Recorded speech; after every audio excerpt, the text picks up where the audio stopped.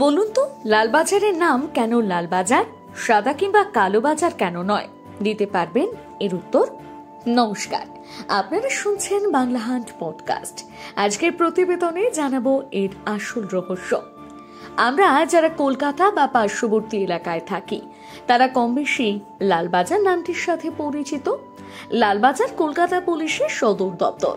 তবে ছোটবেলা থেকে আমাদের অনেকের মনে প্রশ্ন জেগেছে যে এই স্থানটির নাম লালবাজার কেন। লালবাজার না হয়ে নীলবাজার বা সাদা বাজারও তো হতে পারত।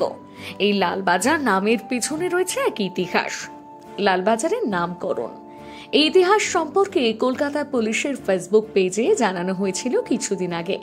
অফিসিয়াল ফেসবুক পেজে কলকাতা পুলিশের পক্ষ থেকে লালবাজারের নামকরণ নিয়ে বলতে গিয়ে লেখা হয়, লালবাজার নামের নেপথ্যে রোজকার কাজের ক্ষতি আর নয়, আজ একটু স্বাদ বদল।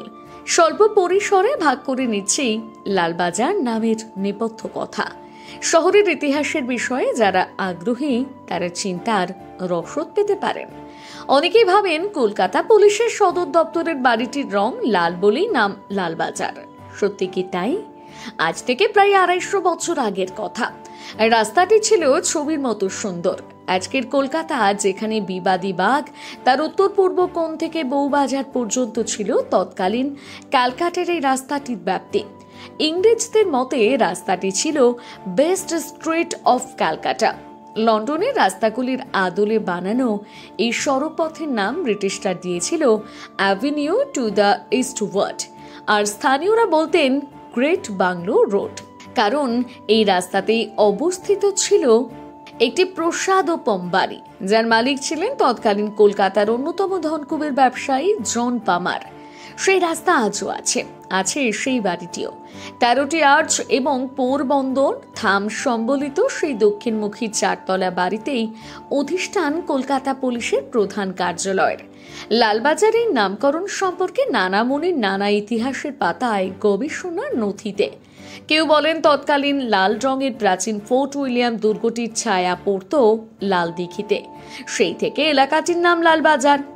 লাল শব্দটির সূত্রপাতের কারণ দর্শাতে কেউ কেউ তৎকালীন পুলিশ কনস্টেবলের লাল পাগড়ির প্রসঙ্গ নিয়ে আসেন, যদিও দ্বিতীয় মতটির সত্যতা নিয়ে যথেষ্ট সন্দেহ থেকে যায়, কারণ বাড়িটির নাম লালবাজার হওয়ার পরবর্তীকালে লাল পাগড়ি পরতে শুরু করেন কনস্টেবলরা।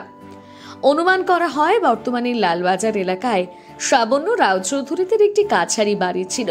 দোলের সময় লাল দিঘি ও তার সংলগ্ন এলাকা আবির ও কুমকুমের রঙে লাল বর্ণ ধারণ করত, সেই থেকে লালবাজার নামকরণ।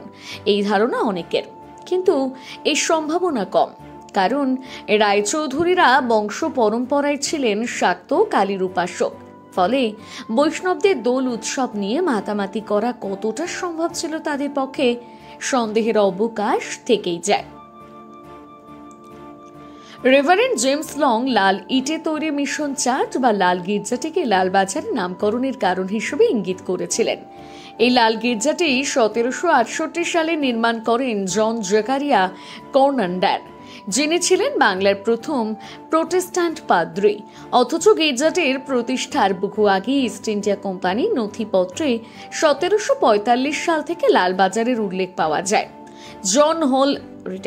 জন হলওয়েল, যিনি 1751 থেকে 56 সালে কলকাতার কালেক্টর ছিলেন, এই এলাকা সম্পর্কে বলেছেন এটি বাজার নয় বরং জনবসতি হিসেবে পরিচিত ছিল। 10 বিঘা 9 কাঠা জমি এবং প্রায় 81টি বাড়ি ছিল এই অঞ্চলে। গবেষক ভোলানাথ চন্দ্র 19 শতকের মাঝামাঝি সময়ে লালবাজারকে একটি বাজার হিসেবে চিহ্নিত করেন।